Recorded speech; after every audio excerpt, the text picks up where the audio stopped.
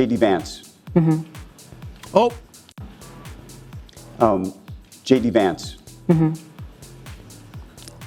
Is he the person you plan to ultimately support for 2028? He's a dear friend. My husband and him were very good friends. I think you remember when he supported him for Senate, and they had a great time doing that race together. Oh yeah, they had a great time doing that race together. I have no personal anecdotes from JD and Charlie.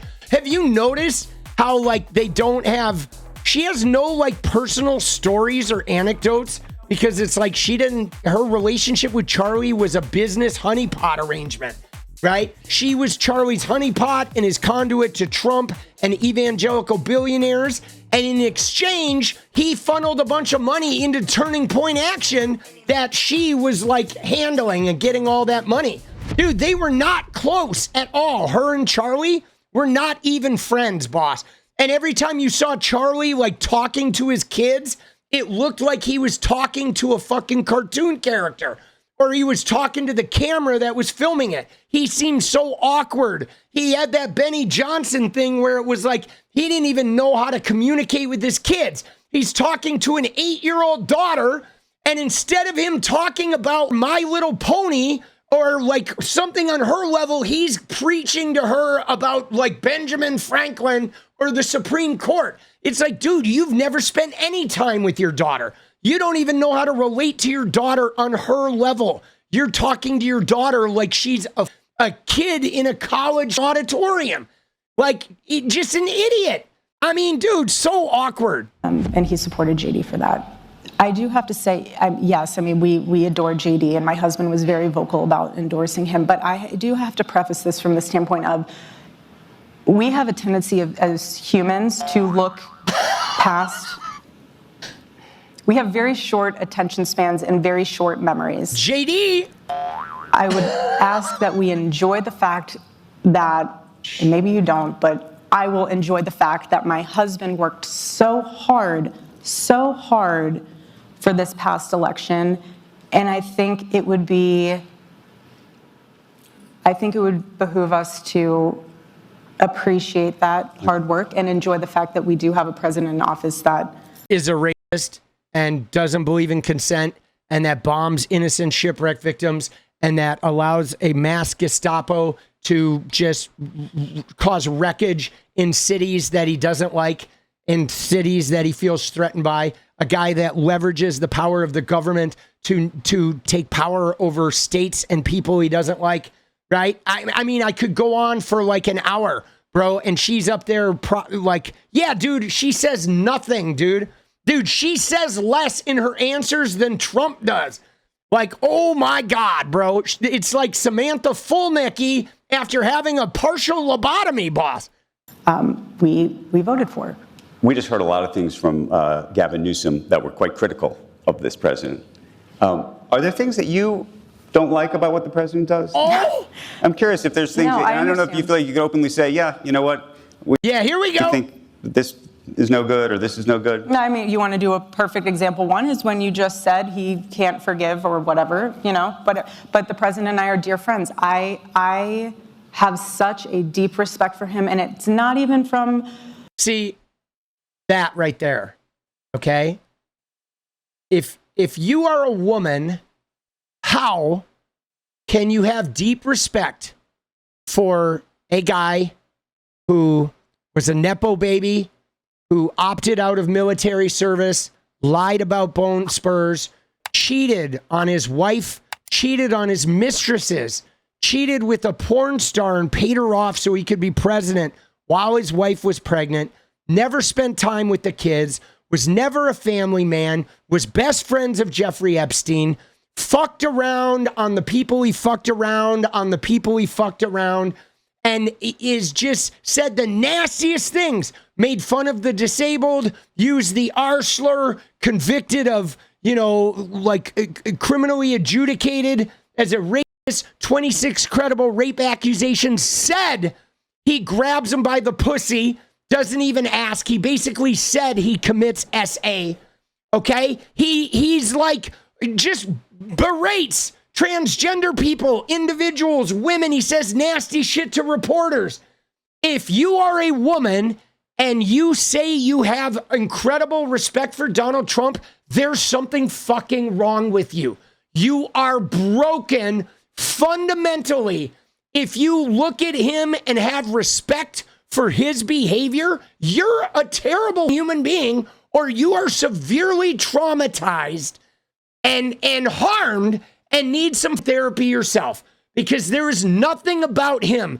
Okay, even if you like, you sure he's got a TV personality charm and can be a little affable sometimes, like I can see that, but none of that makes up for the sheer insensitivity, rudeness, power mongering, pettiness, emptiness, and just the wicked nastiness that he aims while having the most powerful position in the world, where he should be uniting and caring for people and bringing them together. Okay. And like, so she's a liar to say that. You know what I'm saying? She's a liar to say that. Can't forgive or whatever, you know, but the president and I are dear friends. I have such a deep respect for him, and it's not even from, put aside politics, please, just for a second, and understand from a human to human standpoint. Again, if you can only agree on 5%, that is, like I said, better than zero. And for me, if I had an issue with someone, I would say that to them directly, and I would expect the same respect with someone who would feel the same way about me. Let me ask you this. You had said that you considered Charlie a peacemaker.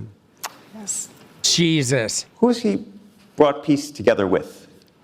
Well, if you want to talk about internally in our orbit, he was so sad when Elon and President Trump. Dude, he was a peacemaker between the billionaire who gave $280 million to the Epstein rapist. And he was so sad when Elon Musk told the truth about Trump being in the Epstein files. And Trump decided to make nice because he needed that $280 million again. And Elon decided the Democrats would never take his money. So for him to have political power and to loot the government, he's got to go back to the Epstein rapist. Dude, she is a fraud, scoundrel, scumbag. Dude, she is. We have a common thread of. This is what she likes about the party. What I love about our party is that we have a common thread of wanting to seek truth. What I find interesting about our party. Dude, Candace Owens would disagree. Dude, to seek truth. Like, you want to make sure that Benny is like, comes out of the closet so him and his wife aren't faking it anymore? Are you going to seek the truth of Charlie's death? Like the truth of Donald Trump's 26 credible rape accusations? The truth of his relationship to Jeffrey Epstein? The truth of you guys like tweeting from Charlie Kirk's account? And like keeping an empty chair? The truth of all the like the 50 lies a day I count coming from people in your organization? Lies designed to promote anti-trans, misogynist, anti-intellectualism and racist behavior. I'm going to tell you right now, dude, she's got the Bitcoin tears, boss. Right? Bitcoin tears incoming. Dude, alternate truths? Yeah. Oh my God, dude. Yeah, crazy. And again, Charlie preached women not being the boss. Don't have a career, take care of your kids. Why the fuck ain't she at home taking care of her kids? Dude, Charlie would have never let a woman be CEO of his company. Now what she doesn't like. Wanting to seek truth. What I find interesting about our party is that right now there is a lot of shuffling and mixing up. And I feel like when things are shuffling and mixing up, they're falling into place in a different way. What do you mean by shuffling and mixing up? I mean like infighting. Yes. Yeah, did you see what she said, though? She said, what I find interesting about my party. She didn't even say, I don't like it. right? She didn't take a stand. She didn't say, what bothers me about our party is the infighting. She said, oh, what I find interesting is the right? She's not honest. She's not a CEO. She's like dancing around this shit, trying to oh, I'm going to be all cryptic and stuff. Dude, she doesn't deserve the job, man. Clownery, dude. It is Trump waffling, boss.